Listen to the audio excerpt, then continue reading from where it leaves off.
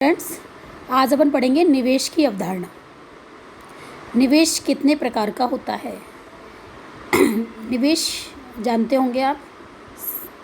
निवेश का मतलब होता है एक तरह से हम इन्वेस्टमेंट जो करते हैं, इंग्लिश में जिसे हम इन्वेस्टमेंट बोलते हैं। यहाँ भी वो दो प्रकार से करता है निवेश। या तो वो क्या करेगा, अपने ऐसे साधारण रूप में कहेंगे, या तो वो अपने माल को भरता है, या फिर एक दुकानदार अपने उसमें ही कोई अलग फैक्ट्री वगैरह ये लगाता है। लेकिन यहाँ पर अपन निवेश की अवधारणा है उसको दो प्रकार से बताएंगे। यहाँ पर सकल निवेश और दूसरा कौन सा होता है? शुद्ध निवेश होता है। निवेश उत्पादन पर किया जाने वाला व्यय होता है। मैंने भी बताया था ना, जैसे आपने उत्पादन कर रहे हैं, सोचा है कि अब आने वाले समय में दिवाली आएगी तो दिवाली के टाइम पर बहुत ज़्यादा मांग हो जाएगी हमारी वस्तु की, तो वह अपने उत्पादन को क्या कर देगा, अपने माल भंडार को, मतलब अपने भंडार में माल को बढ़ा देगा। तो निवेश उत्पादन पर किया जाने वाला व्यय होता है। जब एक उत्पादक नगद धन व्यय करता है तब वह कौन सा निवेश कहलाता है? मौद्रिक निवेश। तो उसने व्यय किया और अपने माल को भरा। मौद्रिक निवेश द्वारा अपन क्या करते हैं? नई मशीन भी क्रय कर सकते हैं, नया भवन, नया बांध, नई नहर इत्यादि बनाने पर वास्तविक निवेश में वो फिर बदल जाता है। जो भी चीज़ अपन ने ली, एक मैंने उदाहरण दिया था आपको दुकानदार वाला, ऐसे ही अपन नई मशीन भी क्रय कर सकते हैं और नया भवन भी लगा सकते हैं। ये अपना सकल निवेश होता है एक तरह से, क्योंकि हमें नया कुछ करना है तो इनको अपन कर रहे हैं और इन पर हमने क्या कर दिया? व्यय कर दिया, वास्तव में व्यय कर दिया। तो ये क्या कहलाएगा? वास्तविक निवेश।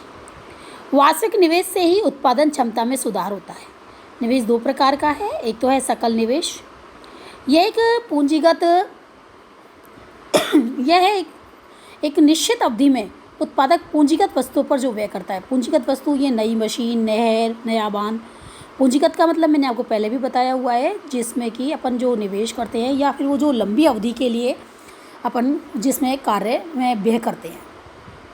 कोई भी मशीन वगैरह कर दी जिसका कि आप उपभोग भी लंबे अवधि तक कर सकते हैं। पूंजीगत उपभोक्ता वस्तु बताई थी मैंने आपको, पूंजीगत उत्पादक वस्तु बताई थी। तो यहाँ पर हमने जो निवेश किया है वो किस पर, कौन सी वस्तु पर किया है? पूंजीगत वस्तुओं पर। और पूंजीगत वस्तु कौन सी होती है? नई मशीन, नई नहर, नया बांध, नया बिजली बनाने का संयंत्र इत्यादि। अब आप देखो इस सकल निवेश में क्या शामिल होता है? मूल्यह्रास। क्योंकि हम जैसे मकान भी है तो हमारे हर साल चीज़ें होती है, पेंट वगैरह कराते हैं, टूट फूट को सही कराते हैं, ऐसी मशीन होती हैं, आपकी गाड़ी घोड़े होते हैं, इन सब में हर साल आपका उसकी वस्तु की क्या होने लग जाती है? वैल्यू कम होने लग जाती है। तो वो वैल्यू कम हो रही है, अपन क्या कह रहे हैं? मूल्यह्रास। तो सकल निवेश ज्ञात करने के लिए शुद्ध निवेश, यानी आप देखो यदि सकल निवेश में से मैं यदि मूल्यह्रास को घटा देती हूँ तो क्या ज्ञात हो जाएगा? शुद्ध निवेश। और यदि मैं शुद्ध निवेश में मूल्यह्रास को जोड़ दूंगी तो क्या ज्ञात हो जाएगा? सकल निवेश। समझ में आ गया ना? तो एक निश्चित अवधि में उत्पादक पूंजीगत वस्तुओं पर जो व्यय करता है उसे क्या कहते हैं? अपन सकल निवेश कहते हैं। और सकल निवेश के अंतर्गत क्या शामिल होता है?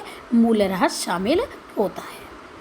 और यदि मैं कहूँ शुद्ध निवेश ज्ञात कीजिए, तो जो ये सकल निवेश में हमने क्या घटाएंगे? मूल्यह्रास। जब सकल निवेश में से मूल्यह्रास को घटा देंगे तो क्या ज्ञात हो जाएगा? आपका शुद्ध निवेश। और यदि मैंने शुद्ध निवेश में मूल्यह्रास को जोड़ दिया तो क्या ज्ञात होगा? सकल निवेश। आपको मुख्य चीज़ें यही ध्यान रखनी है, यदि अपन क्या जोड़ते हैं तो क्या निकलेगा और क्या घटाते हैं तो क्या निकलेगा। क्योंकि सारी अब जो ये अवधारणाएं पढ़ेंगे इनको आप विशेष तौर पर वीडियो को अपने पास विशेष रखना, क्योंकि ये जो राष्ट्रीय आय के लेसन है वैसे बहुत बहुत इंपॉर्टेंट है। आप यदि MA करो, BCom करो, MCom करो, कुछ भी करो, कहीं भी करो, ये लेसन आपके MBA करो तो ये लेसन आपके ज़रूर आते हैं। और यहाँ पर ये मेरी लैंग्वेज आपके पास सुनने में आपको आती रहेगी, ठीक है ना? तो इससे आपको दिक्कत नहीं आएगी। तो शुद्ध ये जो 4 लेसन है आप ज़रूर याद रखें, जो भी है उनका विशेष ध्यान रखें आगे के लिए भी, चाहे स्कूल खुले या ना खुले, लेकिन इनको अपने पास ज़रूर रखें। तो सकल निवेश में से भौतिक पूंजीगत वस्तुओं की घिसावट की राशि को घटाया जाता है। मूल्यह्रास को अपन क्या कहते हैं? पूंजीगत वस्तुओं पर जो है घिसावट। क्योंकि जो भी है, गाड़ी का वैल्यू कम क्यों हुई? क्योंकि वो चली तो उसका क्या है? मूल्यह्रास माना जाएगा। तो घिसावट हो गई, उसकी कमी हो गई उस वस्तु के मूल्य में। तो जो शेष बचता है उसे क्या कहते हैं? शुद्ध निवेश। यानी सकल निवेश में से मूल्यह्रास को घटा देंगे तो क्या ज्ञात हो जाएगा? शुद्ध निवेश, ठीक है ना? और मूल्यह्रास ज्ञात करेंगे तो क्या हो जाएगा? यानी पूंजीगत सकल निवेश में से मैं क्या घटा दूँ? शुद्ध निवेश। यदि शुद्ध निवेश में मूल्यह्रास को जोड़ा तो सकल निवेश आ गया। सकल निवेश में से मूल्यह्रास को घटाया, शुद्ध निवेश आ गया। सकल निवेश में से शुद्ध निवेश को घटाया तो मूल्यह्रास आ गया। ये सूत्र है, सूत्र याद रखना है आपको। पूंजीगत वस्तुओं में गिरावट को मूल्यह्रास कहते हैं। मूल्यह्रास एक प्रकार की क्या होती है, हानि होती है। ये टॉपिक खत्म हुआ, दूसरा टॉपिक चालू हो रहा है अब आपका, विशेष ध्यान दें। निम्न अवधारणाओं को समझाना, एक तो घरेलू सीमा व सामान्य निवासियों की अवधारणा, और दूसरा है विदेशों से प्राप्त शुद्ध साधन आय की अवधारणा। अभी अपन पहले पढ़ेंगे घरेलू सीमा व सामान्य निवासियों की अवधारणा।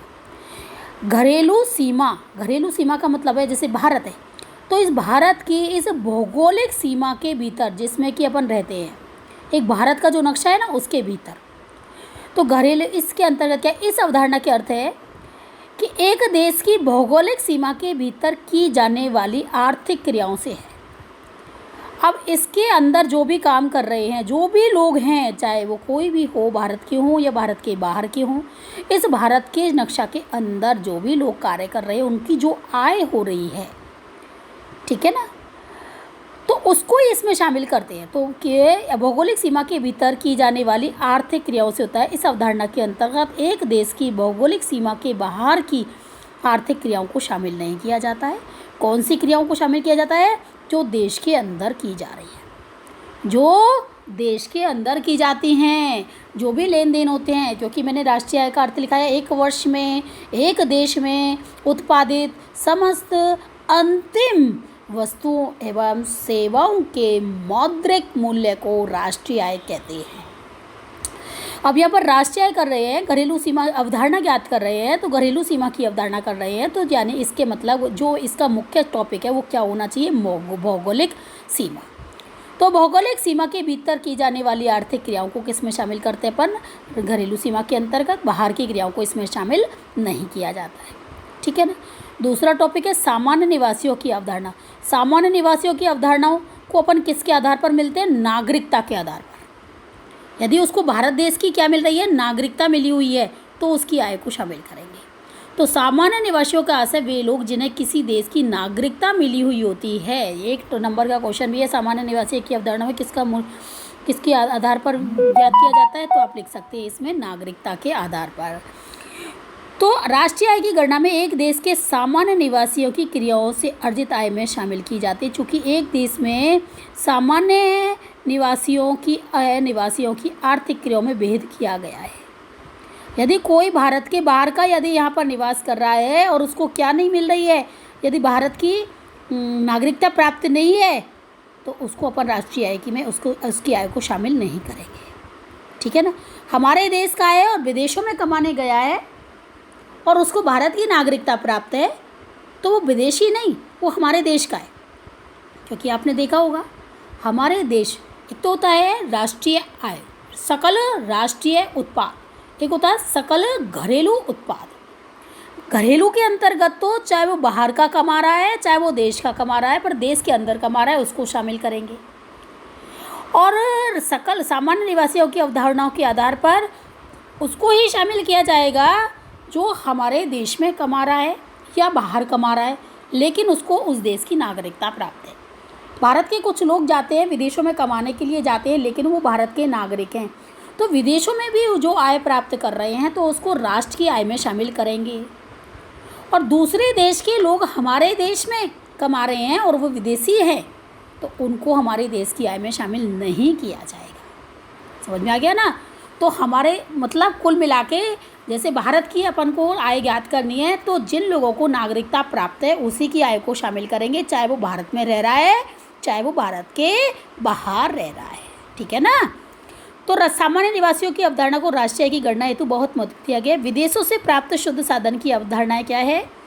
विदेशों से प्राप्त विशुद्ध साधन वही बताया है कि हम जीडीपी में किसको शामिल कर रहे हैं, सकल घरेलू उत्पाद में विदेशों से प्राप्त शुद्ध साधन आय को क्या करेंगे, जोड़ेंगे।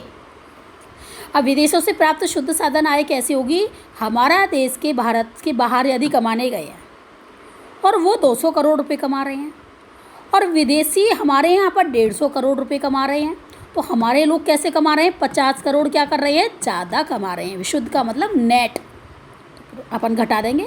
हमारे देश के लोगों ने 200 करोड़ कमाया, दूसरे देश के लोगों ने हमारे देश से 150 करोड़ कमाया, तो हमारी आय कितने करोड़ से ज़्यादा हो जाएगी? 50 करोड़ से। तो जीडीपी में हम विदेशों से प्राप्त शुद्ध साधन आय को क्या करते हैं? जोड़ देंगे। ठीक है ना। जैसे आयात निर्यात है, आयात करते हैं तो हमें भुगतान करना पड़ता है, निर्यात करते हैं तो हमें प्राप्त होती है आय। यदि हमारे निर्यात ज़्यादा होंगे, आयात कम होंगे, तो ये छूट जाएगा, ये आपकी NX यानी कि शुद्ध निर्यात। और यदि हमारे आयात ज़्यादा होंगे, निर्यात कम होंगे, तो NX कैसा हो जाएगा? माइनस में हो जाएगा और घट जाएगा। जैसे मैंने अभी बताया था, 200 करोड़ रुपये यदि विदेशी लोग यहाँ से कमा रहे हैं और हमारे देश के लोग आए 150 करोड़ कमाते हैं, तो माइनस का 50 करोड़ आएगा, तो वो राष्ट्रीय आय में प्लस करके और ब्रैकेट में -50 करोड़ लिखना पड़ेगा। प्लस माइनस माइनस होता है, इस तरह से आप इसको ज्ञात करेंगे। अभी इसके सूत्र आएंगे, मैं बताऊंगी। ठीक है ना। तो आयात व निर्यात का राष्ट्रीय आय की गणना में बहुत महत्व है। आयात व निर्यात के द्वारा राष्ट्रीय आय की मात्रा व दिशा का पता चलता है। निर्यातों का आयात पर आधिक्य होने पर विदेशों से प्राप्त शुद्ध साधन आय होता है। जब आयातों का निर्यातों पर आधिक्य होता है, तो विदेशों से प्राप्त विशुद्ध साधन आय कैसी होती है? ऋणात्मक होती है। निर्यात माइनस आयात करते हैं, जिसे NFIA कहते हैं, विदेशों से प्राप्त शुद्ध साधन आय। तो ये अधिक है तो प्लस में होगी, और यदि आयात अधिक है तो ये कैसी आय होगी? माइनस में होगी। ठीक है ना। अब है आपका नेक्स्ट टॉपिक है परोक्ष कर, अप्रत्यक्ष कर। कर दो प्रकार की बताए हुए हैं। एक तो होता है प्रत्यक्ष कर, जो व्यक्ति की आय पर लगता है, वही भुगतान करता है, जैसे आयकर, संपत्ति कर। और परोक्ष कर कौन सा होता है? अप्रत्यक्ष कर, जैसे आज भारत में एक ही है, कौन सा है? GST, goods and service tax. तो एक देश में होने वाले उत्पादन का मूल्यांकन बाजार कीमत पर किया जाता है। ये बात ध्यान रखना, हमेशा 1 नंबर का भी क्वेश्चन है कि जो भी उत्पादन का मूल्यांकन किया जाता है किस कीमत पर किया जाता है? बाजार कीमत पर। MP यानी मार्केट वैल्यू प्राइस। MP यानी यहाँ पर क्या कहलाएगी? Market price. BST में हमने MP क्या पढ़ा था? Marginal production. लेकिन मार्जिनल प्रोडक्शन अब बिल्कुल नहीं आएगा, यहाँ पर आएगा आपका मार्केट प्राइस। उत्पादन का बाजार कीमत पर मूल्यांकन के लिए उत्पादन साधन लागत FC, फैक्टर कॉस्ट, इस पर क्या करते हैं? अपन जोड़ते हैं। मतलब इसमें हमें क्या करना है कि जो आपकी आय होती है ना, वस्तु एवं सेवा कर, अनुदान, कर को तो अपन क्या करेंगे? घटाएंगे। जो भी GST आता है किस में? फैक्टर कॉस्ट पर, यानी कि क्या? साधन लागत पर अपनी आय है। कहने का मतलब है आपका शुद्ध साधन आय, जिसको अपन कह सकते हैं, जैसे GNP में से हमने डेप्रिसिएशन को घटाया तो क्या ज्ञात हुआ? NNP ज्ञात हुआ। और NNP जब हम ज्ञात करते हैं, नेट नेशनल प्रोडक्शन, शुद्ध राष्ट्रीय उत्पाद में हम किसको घटाएंगे? सकल अप्रत्यक्ष कर को घटाएंगे और अनुदान को जोड़ देंगे। ठीक है ना। अनुदान को, और यदि हमने शुद्ध अप्रत्यक्ष कर घटाना है तो सकल अप्रत्यक्ष कर में से, जो भी मैंने थोड़ी देर पहले बताया वो मैं दोबारा और बताऊंगी, तब आपको अच्छे से समझ में आएगा। यहाँ शुद्ध अप्रत्यक्ष कर समझे यहाँ पहले। तो सकल अप्रत्यक्ष कर, सरकार कर ज़्यादा लगाती है, क्योंकि कर लगाएगी तभी सरकार आपको अनुदान देगी। ठीक है ना। तो सरकार के कर ज़्यादा होते हैं और अनुदान कम होते हैं, तो इसलिए सकल अप्रत्यक्ष कर में से अनुदान को घटाएंगे। अनुदान जनता को दिया जाता है, जिससे राष्ट्र की आय होती है।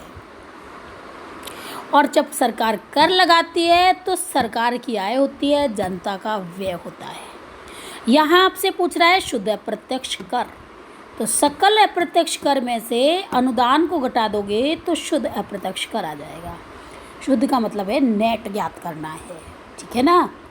आप ये लेसन 2 बार 3 बार जो भी आए आप टॉपिक पर सुनोगे, तभी आपको अब समष्टि थोड़ी सी है तो आपको याद करनी है।